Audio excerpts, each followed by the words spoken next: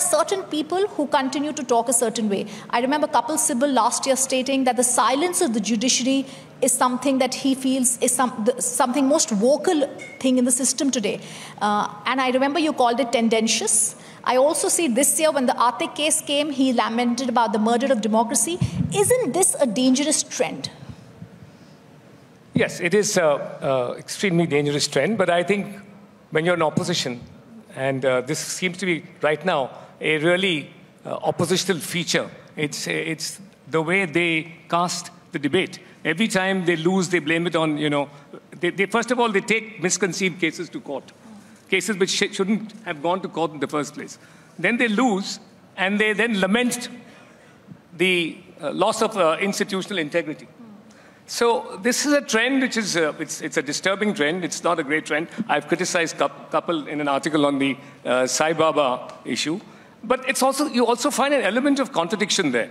I mean, while on the one hand, he says that, we have no hope from the judiciary, when he argued the Maharashtra government case, the constitution bench, the Shinde versus Thackeray case, at that time he said, we come to this court, the hallowed, his concluding speech was, we come to this court with, great hope, etc. Yes. So, it's all these lines, you've got to, if you're a political lawyer, right, you will fall into these contradictions and you will be unaware of them until somebody points it out.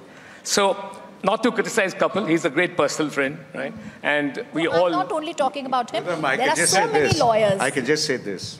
When you go to court, you go with great hope. When things go your way, it's a fabulous court. When things go against you, it's a lousy court. So remember, I always say one thing. You can't please all 100%. At least one of those people are going back happy, the others unhappy. And that's the way all of us are in life. So we all hope when we go, we come back hopeless. The sign of a good court is when nobody comes out satisfied. That is a sign of a court which does not take a decision.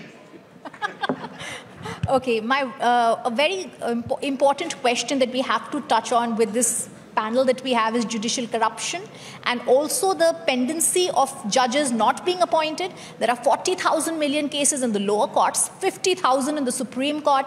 Hundreds of judges' appointments are pending. How is this going to be solved? Mr. You want to take that? Both of you have to take My answer is very simple. Here is Mahesh. He's wearing two hats.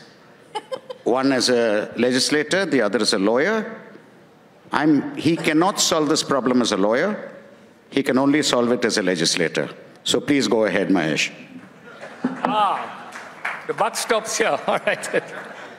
Well, look, there is no doubt that there is corruption in the judiciary, right? I mean, people are very squeamish about saying this. In the lower judiciary, it is. In the lower judiciary, it's pretty rampant. Equally, it does exist. It does exist, but we don't say it because we don't want to undermine the institution, right? The bad apples should not make you make that inductive leap to condemn the entire institution. So the only way to do it is judges on corruption. And this is, something I noticed in one of the parliamentary committees I was sitting on, the Law and Justice Committee. There we found that since 2011, judges were supposed to make a voluntary declaration under the Judicial Accountability Act of their assets. But since 2011, no judge has actually made that declaration.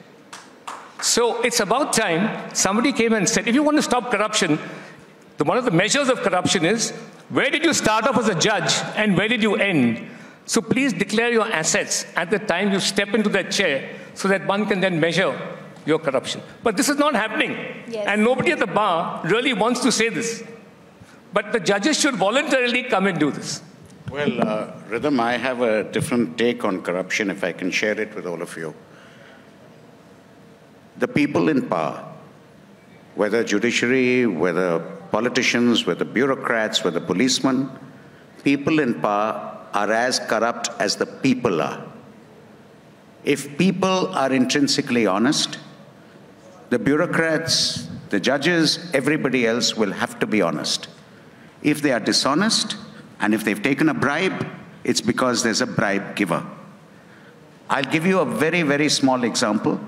Let's talk of our Aam Aadmi in India. He goes on his cycle. He doesn't have his light. He's stopped by the policeman who says, your fine is 50 rupees. He will take out 10 rupees, give it to the policeman and say, I'll give you 10 rupees, let me go. Basically, as Indians, the basic Indian does not see a problem in his daily dishonesty. He sees the problem in a big dishonesty of the politician, or in the judiciary, as Mahesh indicates, or elsewhere.